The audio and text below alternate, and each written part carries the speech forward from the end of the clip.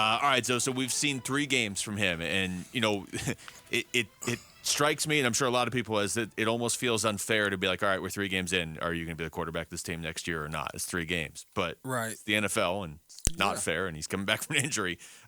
What's weird is the first game he looked pretty good. The second game it was like, all right, he doesn't quite look as good, and if he makes another play or two, maybe they win. Right. Third game against the Rams, he didn't look good. I mean, nobody really looked good. Yeah, I think there's a couple of things that is occurring, right? When you first come back, the expectations of what you're supposed to go out there and do was a lot lower than after that game, right? And so there's really not the same amount of pressure. You still want to come out and play well, right? But there's really no expectation. People think he's come off injury. What is he going to look like? There's a new offense. So you have, and not that this is not from his perspective, but there's all these built-in excuses of why you shouldn't perform, right? And so you go out there and you blow right through all that. And like, oh, man, this is how you look after you out that long and in a new offense?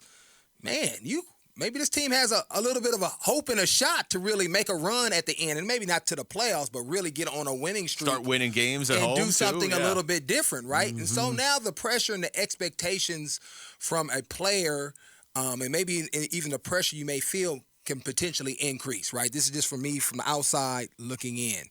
Number 2, I think from my perspective, as from the game 1 to especially this last game, the offense and how the plays have been called have gotten away from what made him extremely successful in that first game, moving the pocket, booting. And what we saw in the first series of this last game, where they went down 12 plays, scored a touchdown, and then that was maybe 5 or 6 of the under center plays that occurred. Yep. And then we didn't see it. We saw stagnant, shotgun, let me try to win from the pocket type of football. And then when we saw the sprinkle of the other 3 under snaps, those plays were successful. Yeah. So I'm like, okay, what are we doing? What more do you need? Be under center every single play.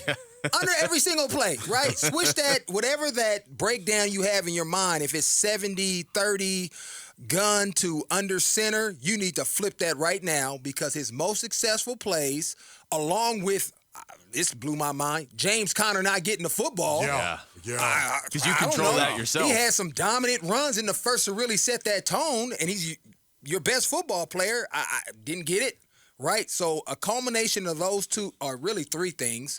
Play calling, not running James Conner, not being under center, then people having a bigger sample size of what this offense looks like with Kyler Murray at quarterback, then you can start doing some things. I thought the Rams did an excellent job of disguising coverages, starting in a single high, becoming cover 2, being in cover 2, coming down to single high, right?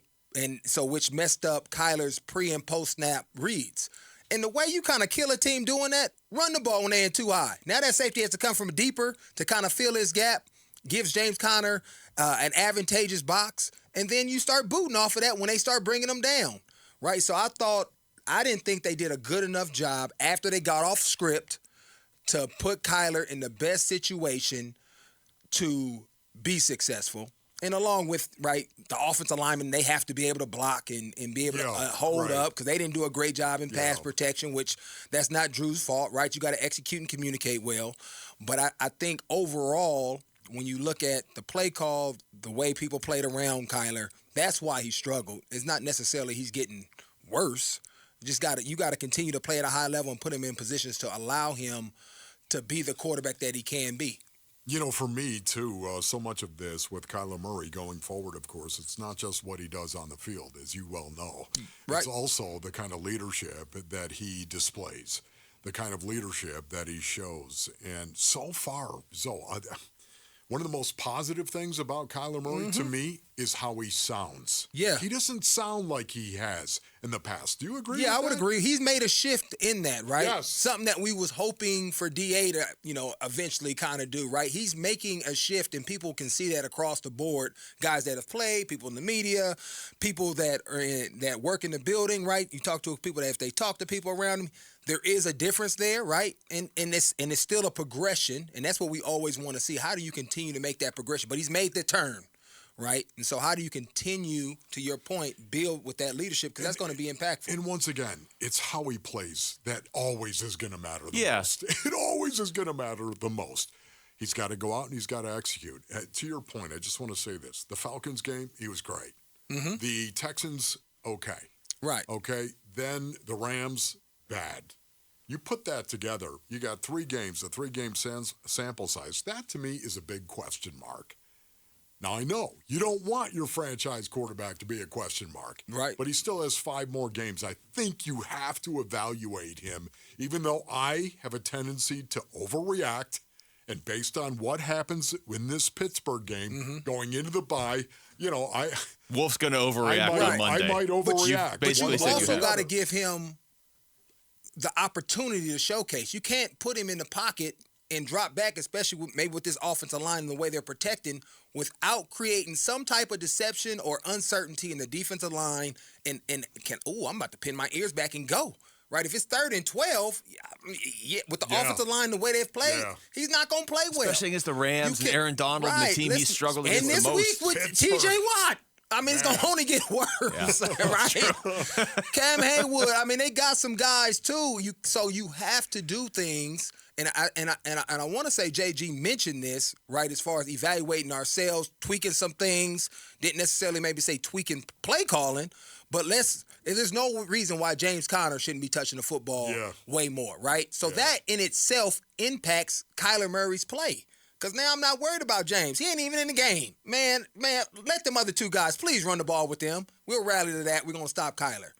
And so you have to do things to get guys out of the position. And in the first game, the biggest difference was boots, waggles, and you saw it throughout the entire game. It wasn't just like the first, like, ooh, look at what we're doing, and then hopefully, now I'm going to trick you. You think we're going to be booting, but you're not under center, so I ain't worried about it.